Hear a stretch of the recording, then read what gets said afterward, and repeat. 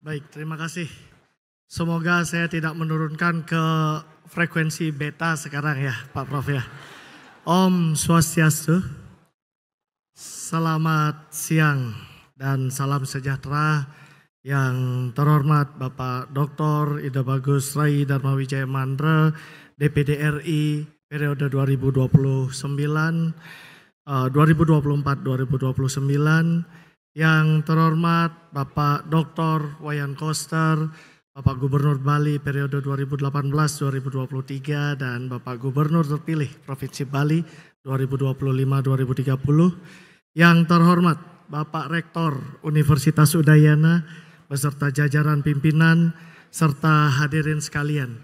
Saya Agus Ganesha Rahyuda akan membawakan orasi ilmiah berjudul Talent Management Hub, sebuah platform strategis untuk mengakselerasi transformasi dan daya saing organisasi di era industri 4.0. Berikut profil singkat saya yang selengkapnya dapat dilihat melalui QR Code dokumen pengukuhan yang telah disediakan oleh panitia. Ranting ilmu kepakaran saya adalah pengembangan sumber daya manusia dengan fokus pada manajemen karier, manajemen talenta, serta pelatihan dan pengembangan. Bapak dan Ibu yang saya muliakan, orasi ini mencakup 3 bahasan utama, Industri 4.0, Talent Management Hub, dan dampak Talent Management Hub pada Organizational Agility. Industri 4.0 dengan fitur IoT, AI, Big Data, dan otomasi memberi peluang besar bagi efisiensi dan inovasi. Namun, ia juga membawa dampak negatif seperti skill gap, downsizing, dan kompleksitas manajemen.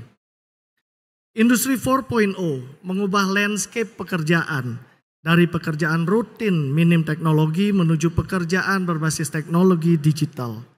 Kemudian, skill gap semakin melebar karena kecepatan adaptasi pekerja seringkali tertinggal oleh perubahan teknologi digital yang sangat cepat.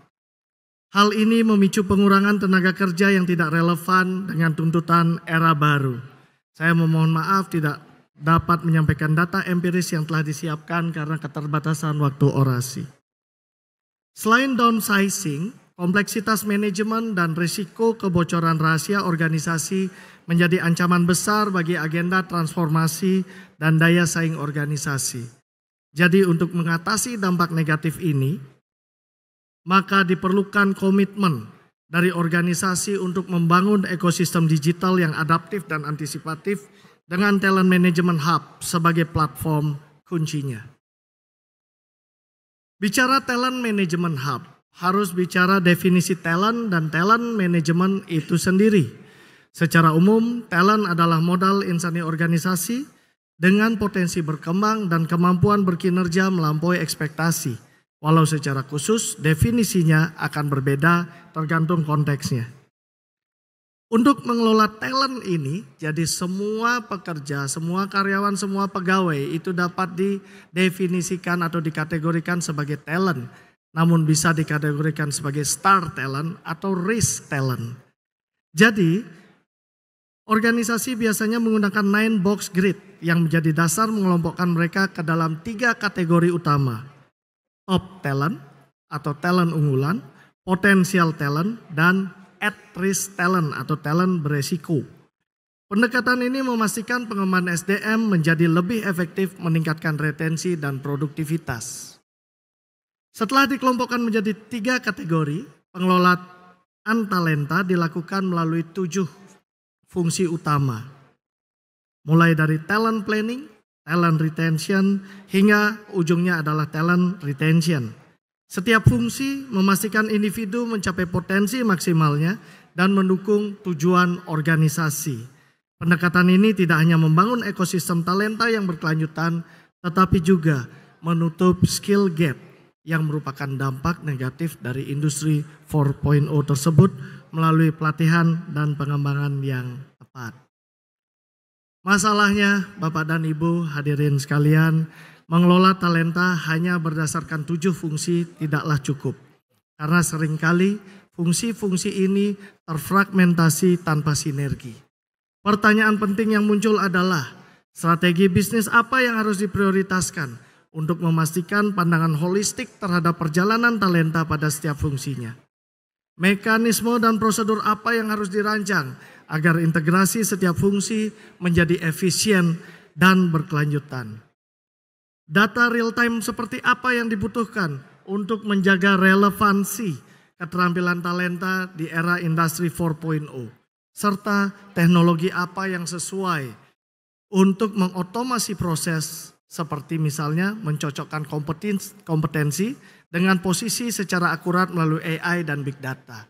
Di mana talent unggulan itu harus kita posisikan, di mana talent potensial itu kita harus siapkan tempatnya, dan di mana talent beresiko itu kita harus alokasikan pekerjaannya. Jadi Bapak dan Ibu, Talent Management Hub menjawab tantangan ini dengan menjadi pusat pengelolaan talenta yang strategis, efisien, dan adaptif. Hub ini mempercepat identifikasi skill gap, memastikan pelatihan terarah, menyelaraskan kebutuhan individu dan organisasi, serta menciptakan kolaborasi lintas fungsi. Inilah fokus riset saya di kelompok keahlian pengembangan sumber daya manusia. Salah satu contoh riset saya dan tim riset tentang talent development adalah terkait dengan topik artikel transfer of training, di mana kami menawarkan sebuah model yang memastikan apa yang diterima oleh talenta di ruang pelatihan dapat diaplikasikan di tempat kerja. Kemudian juga ada penelitian yang berfokus pada talent attraction dan juga ada penelitian yang berfokus pada talent retention dengan topik career transition, di mana saya dan tim riset mengeksplorasi pustaka tentang transisi karir dan menawarkan berbagai agenda penelitian bagi peneliti yang tertarik pada topik manajemen karier. Bapak dan Ibu yang saya muliakan, pada akhirnya Talent Management Hub mempercepat transformasi organisasi melalui fleksibilitas, adaptasi teknologi, dan budaya inovatif. Sekaligus meningkatkan daya saing melalui ekspansi pangsa pasar, keuntungan, dan reputasi. Sebagai simpulan, Industri 4.0 dapat membawa dampak negatif bagi organisasi, namun hal ini dapat dimitigasi melalui Talent Management Hub. Penelitian saya dan tim riset berkomitmen memperkuat konsep ini dengan kerangka kerja yang kokoh dan implementasi yang jelas demi mewujudkan visi Indonesia Emas 2045. Mohon doa restu agar upaya ini membawa manfaat bagi Universitas Udayana, masyarakat, ilmu pengetahuan, dan bangsa Indonesia. Bapak dan Ibu, kini izinkan saya untuk memasuki momen yang penuh makna, yaitu menyampaikan rasa terima kasih yang tulus kepada seluruh pihak yang telah berperan dalam perjalanan saya hingga tahap ini. Yang pertama tentu segala puja dan puji syukur saya panjatkan kehadirat Tuhan Yang Maha Esa, Ida Sang Hyang Widiwasa, karena atas limpahan berkah rahmat dan karunia-Nya saya diberi kepercayaan untuk menerima amanah sebagai profesor atau guru besar ini. Selanjutnya kepada pemerintah Republik Indonesia, Bapak Presiden, Bapak Menteri, Ibu Irjen, Bapak Dirjen Dikti dan seluruh jajaran pimpinan kementerian, serta seluruh asesor jabatan akademik dosen nasional yang menjadi tim penilai usulan kenaikan jabatan akademik saya. Selanjutnya kepada seluruh pimpinan Universitas Udayana, Bapak Rektor yang terhormat, para wakil rektor, seluruh jajaran pimpinan, senat, forum guru besar, dan terkhusus untuk sahabat saya sejak kuliah sampai sekarang bertugas di rektorat, Bapak Dr. Wayan Gayun Widarma. Terima kasih atas bantuanmu, brother. Orang yang setiap hari nge-WA saya memerintahkan saya untuk tetap berjuang dalam proses pengajuan usulan jabatan akademik profesor ini. The one who choose to stand in the rain with me. Thank you very much, brother. Selanjutnya, terima kasih saya ucapkan kepada seluruh jajaran pimpinan dan seluruh sivitas akademika Fakultas Ekonomi dan Bisnis Universitas Udayana FEB UNUD. Bapak Rektor mohon izin Pak Prof. Wikswana saya tarik ke sivitas akademika FEB. Jadi terkhusus untuk dua sivitas yang berjuang bersama saya dalam proses pengajuan profesor ini. Pertama tentu Profesor Wikswana, Bapak Werdua, Terima kasih banyak Pak atas segala pembelajaran dan kesempatannya. Mulai dari menjadi Ketua Unit Kerjasama Internasional, memilih saya sebagai Sekretaris Jurusan Manajemen, yang paling ngotot menjadikan saya Dekan FEB Unut. Dan terakhir membuka jalan bagi saya sehingga saya bisa berdiri di podium terhormat ini. Matur suksema Pak Werdua. Kedua, Profesor Kertiase, terima kasih banyak Bu Prof. Prof, saya ibaratkan sebagai penerang senter yang menunjukkan ke saya sebuah ruangan sehingga ruangan itu tidak menjadi gelap lagi. Karena ruangan itu terang maka saya tahu harus berbuat apa. Terima kasih banyak Ibu Prof. Selanjutnya masuk ke momen emosional. Saya terima kasih dari segala terima kasih yang ada saya aturkan kepada keluarga saya. Papa Profesor Iketut Rahyuda, teman debat saya, kawan diskusi saya, Mama Nyoman Rani Rahyuda, terima kasih telah membimbing, membesarkan saya, mendoakan saya, nggak berhenti bandel sampai sering membuat Papa dan Mama kesal, bahkan hingga meneteskan air mata. Terima kasih banyak atas segala doa dan kesabaran dan bimbingan Papa dan Mama, sehingga saya bisa berdiri di podium terhormat ini. Kepada Papa Mertua dan Bapak Mertua, terima kasih. Kepada Ibu Mertua, Mama, terima kasih atas bimbingan, doa dan dukungannya. Semoga ini membawa kesenangan dan kebahagiaan buat kalian semua, orang tua saya. Terima kasih kepada Reina Chandra Dewi, istri tercinta, orang tersabar di muka bumi ini, orang udah setia mendampingi saya selama 20 tahun belakangan ini. Terima kasih banyak ya Ma. Love you. Anak-anak, Putu Resia Devi Rahyuda, Made Natasha Devi Rahyuda, Nyoman Gyanendra Rahyuda, makasih udah support Papa dengan kelucuan dan dorongan semangat kalian.